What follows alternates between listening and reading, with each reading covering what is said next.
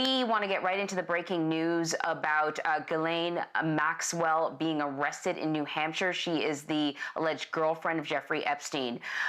Rikki Klieman is on the line. She is our CBS News legal analyst. And prior to all of this working from home, Rikki, you were step by step with us along with the whole Jeffrey Epstein case to his untimely death in a facility. So let us talk about this. First off, what do we know about the charges or charge that Ghislaine Maxwell may be facing?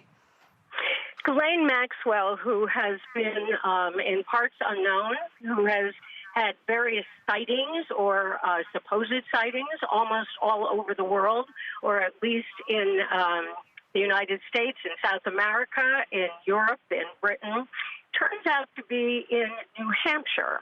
And she is going to be brought to the federal court later today to face charges relating to the sexual exploitation activities of Jeffrey Epstein. We're going to know the specific charges and their possible penalties as the day goes on, but rest assured of this. So many people, countless people who know Ghislaine Maxwell, who have known her over the last decades in society circles in New York and in London, were firmly convinced that she was cooperating with the FBI and the U.S. Attorney's Office, and that was why she had never been arrested. Well, surprise, today is a day of reckoning, and I would think that the victims of Jeffrey Epstein's activities, which are absolutely horrific, of what he had done to countless numbers of young women who were girls, that he was aided and abetted by Ghislaine Maxwell, allegedly, that she was the person who would scout the girls, round them up, get them sent here, get them ready for Jeffrey Epstein in New York, in New Mexico, in Florida. So if Ghislaine Maxwell has been arrested, that also means that there are other people who may also be in jeopardy who were associated with and assisted the exploits of Jeffrey Epstein. Hey, Rikki. So let me just tell you that we did get a copy here of the indictment from the United States District Court, the Southern District of New York, and you're going to get a copy that they're going to send to you. But let me just read for our audience and for you what they are charging here, specifically the first count, which is conspiracy to entice minors to travel to engage in illegal sex acts. This, from the document, says that Maxwell assisted, facilitated, and contributed to Jeffrey Epstein's abuse of minor girls by, among other things, helping Epstein to recruit, groom, and ultimately abuse victims known to Maxwell and Epstein to be under the age of 18. The victims were as young as 14 years old when they were groomed and abused by Maxwell and Epstein, both of whom knew that certain victims were in fact under the age of 18.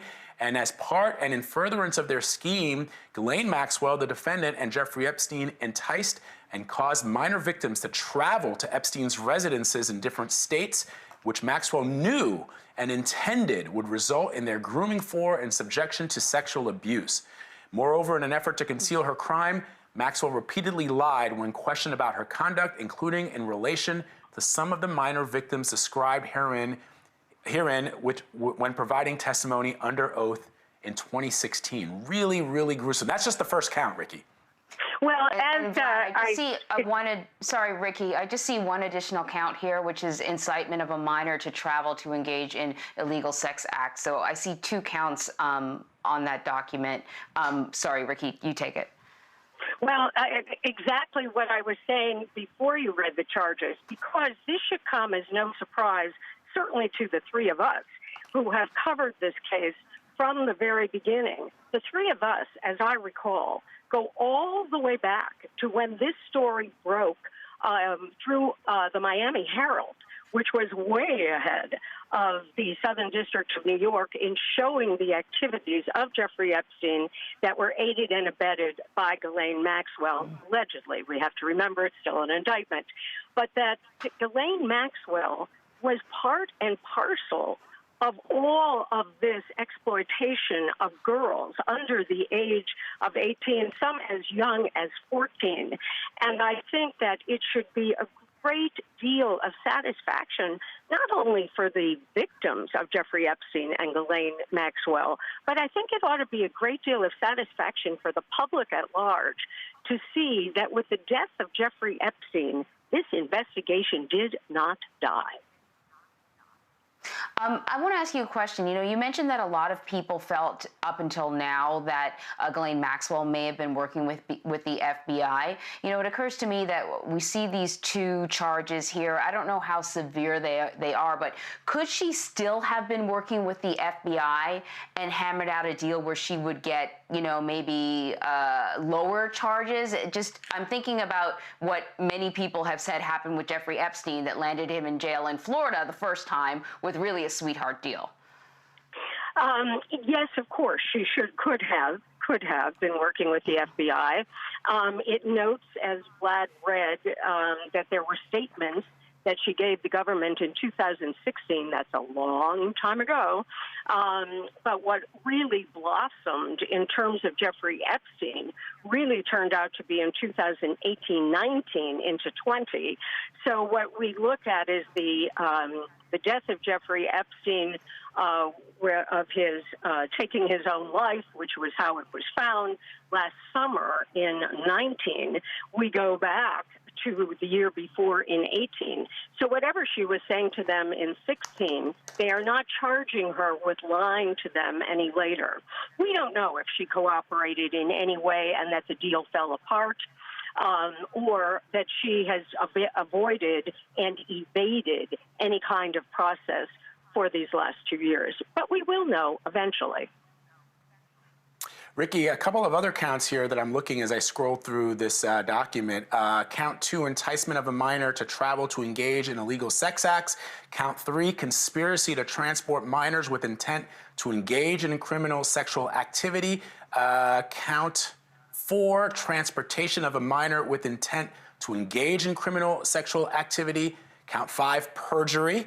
Count 6, perjury again for another, at a different time in 2016, as we mentioned earlier. So those three counts, 3, 4, and 5, that deal with the transportation and the enticement. When a prosecutor is sort of bucketing these charges, in other words, to a lot of lay people, conspiracy, enticement, they all sound the same, but they're very different.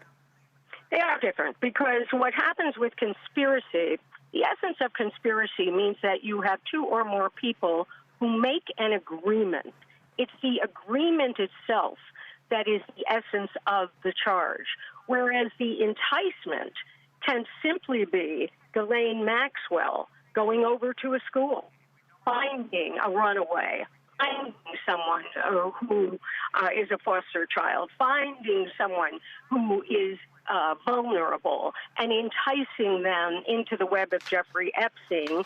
And then you have further enticement to get them to travel, whether it was to the mansion on the east side of New York, to the mansion in Palm Beach, to the ranch in New Mexico, or to the island, which is down in the Caribbean.